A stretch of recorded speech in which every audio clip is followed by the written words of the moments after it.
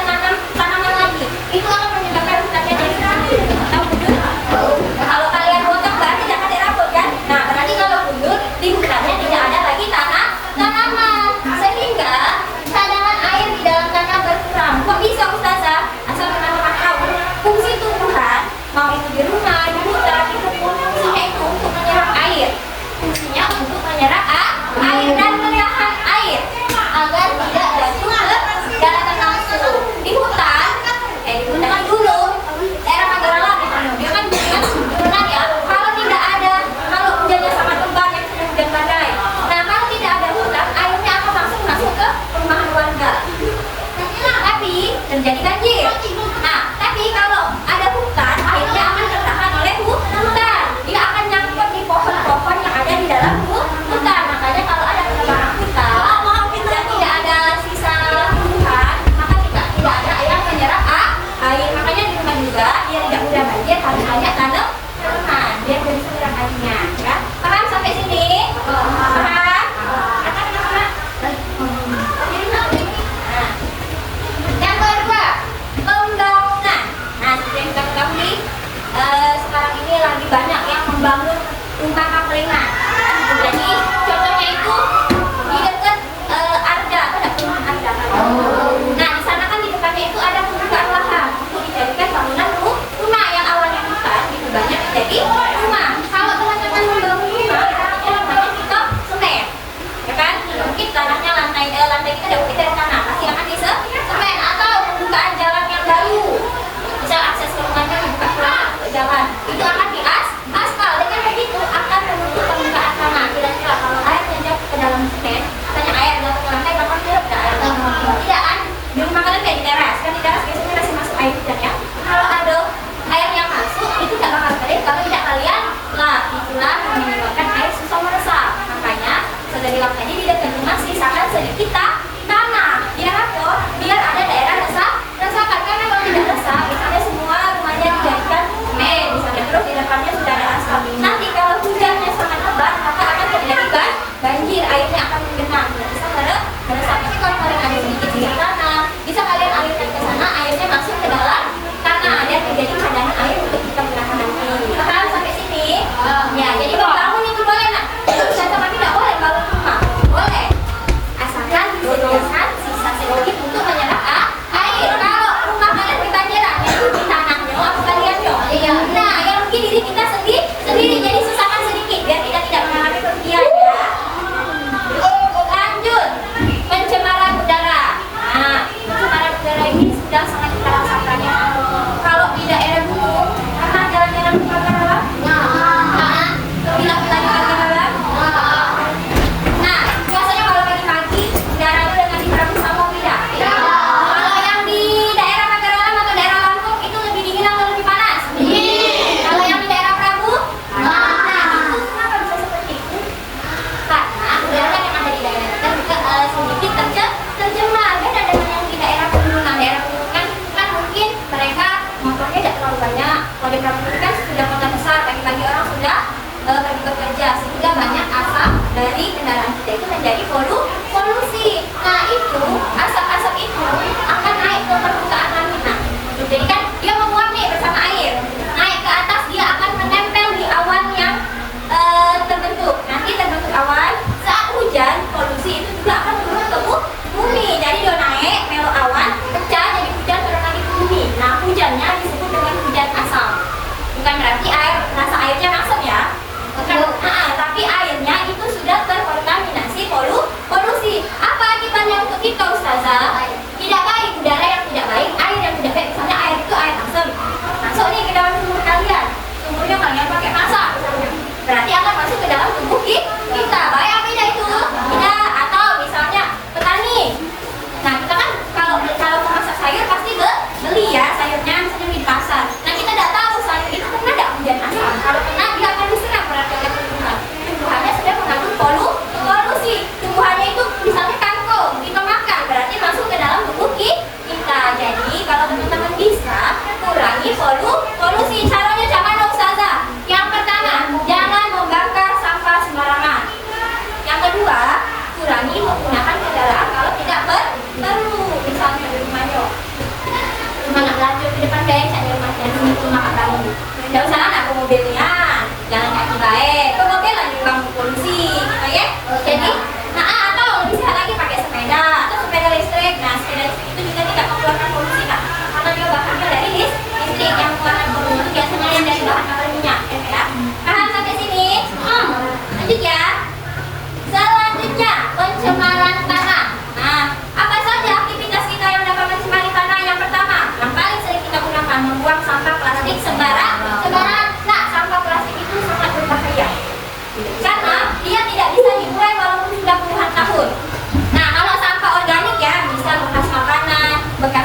ikan, bekas sayur. Nah, itu bisa diolah, nak. Dia akan hancur dengan sendirinya. Hancur dengan sendirinya, nanti dia akan menjadi bubuk. Tapi kalau plastik, kalau kertas masih bisa hancur, walaupun lama ya. Nah, yang sangat sulit hancur itu sampah plastik. Jadi plastik kamu itu akan kubur 10 tahun, 20 tahun, kamu ganti lagi, dia akan tetap seperti itu. Paling dia berbau asam. Ya. Nah, kalau banyak sampah plastik itu akan mencemari tanah. Tanah itu sebagai tempat kita menyimpan air, nah, jadi tanah itu meresap air, airnya akan disedot, akan berubah kita gunakan lagi. Nah, kalau tanahnya rela sudah jelek, berarti airnya juga jelek. Jadi jangan buang sampah sembarangan. Kurangi pakai plastik. Gimana caranya? Botol pakai tumbler. Ini kan bisa dicuci berulang kali. Terus kalau belanja ke Indomaret atau ke Alfamart, bawa tas belanja sendiri yang rasanya kayak gitu, yang malah bisa terbawa itu, ya? Iya, paper bag, ya. Kemudian kalau itu bisa mengurangi sampah plastik. Ustazah cuma aku dewek yang pakai itu, tidak bakal membuat dunia ini berubah. Sedikit gerakan berubah dari kalian itu akan berdampak. Walaupun cuma untuk diri kalian sendiri. Jadi tidak perlu nak tunggu rame-rame baru nak ikut mengurangi plastik, ya. Paham sampai sini? Selanjutnya pencemaran air. Nah, pencemaran air ini sering sekali kita lakukan. Bagaimana cara mencemari air? Buang sampah daun. Yo, buang sampah di sungai. Sungai masih kita pakai, misalnya kamu mandi. Sebelah sama sampah kalau di sebelah sini bersih, airnya ngalir. Sampai oleh sungai. Terus selain buang sampah di sungai, kalian membuang bekas, misalnya bekas cuci piring, buang bebas masing-masing, ya. Itu tidak boleh. Jadi pencemaran air juga akan menghambat proses penguapan. Contohnya di laut biasanya kan ada pengeboran minyak, ya. Nah, kalau pengeboran minyaknya itu bocor, nanti di laut itu akan terjadi minyak kalau akan tercemar minyak. Nah, kalau tercemar minyak akan susah menguap airnya, ya. Jadi kalau susah menguap berarti akan sedikit terbentuknya awan. Kenapa Ustazah semakin hari semakin panas dunia ini, Ustazah? Iya, itu dinamakan efek rumah kaca. Bukan rumah kaca. Efek rumah kaca itu karena semakin banyaknya karbon dioksida sedangkan oksigennya sedikit. Kenapa bisa seperti itu, Ustazah? Karena oksigen yang dihasilkan itu sedikit. Siapa yang menghasilkan oksigen? Tumbuhan. Berarti kalau dalam tumbuhan, Ustazah dapat yang menghasilkan oksigen. Iya. Kenapa di daerah pegunungan itu oksigennya lemah? Saat kalian hirup, segernya, hirupnya dingin, ya. Itu karena banyak oksigen, banyak oksigen daripada orang yang hirupnya. Beda dengan yang di kota. Kalau di kota tanamannya sedikit, orangnya banyak, makanya itu dari kepanasan. Kan sampai sini? Kan? Selanjutnya, cara menghemat air. Tahu tidak kan kenapa kita harus menghemat air? Kalau habis kita itu mandi. Teman-teman kan tahu kan, ya? Di kita ini paling banyaknya air daripada daratan. Tapi air yang dimaksud adalah air bersih. Iya, kita itu banyak airnya, tapi tidak 100% air bersih. Kita ada air laut sama air tawar. Air laut kita pakai masak karena rasanya asin. Bisa ada Ustazah air laut berubah jadi air tawar, ada prosesnya. Tapi itu memakan waktu yang lama dan membutuhkan modal yang banyak. Jadi misalnya airnya itu ada 80%, mungkin sekitar 20% air bersih kita.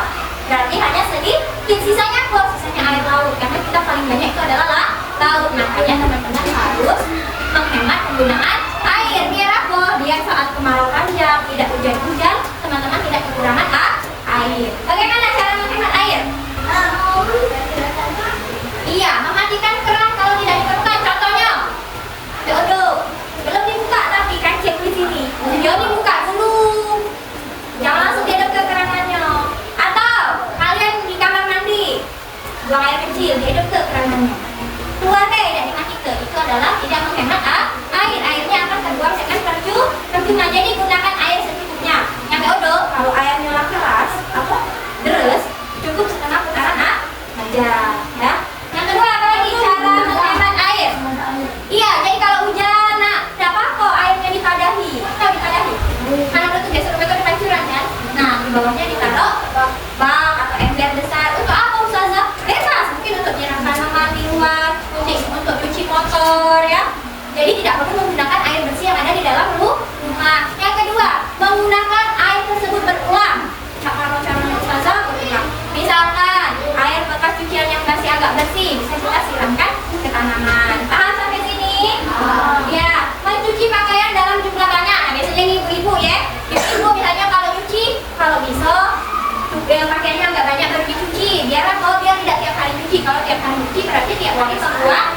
air. Karena mencuci itu tidak cukup satu kali air.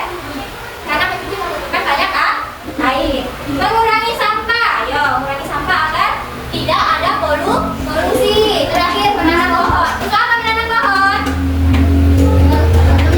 Iya, biar ada penyimpanan air. Paham tuh? Oke, kalau tidak ada yang ditanyakan, ini ada tugas di rumah. Kita halaman 110. Nah, bagian ayo eksplorasi.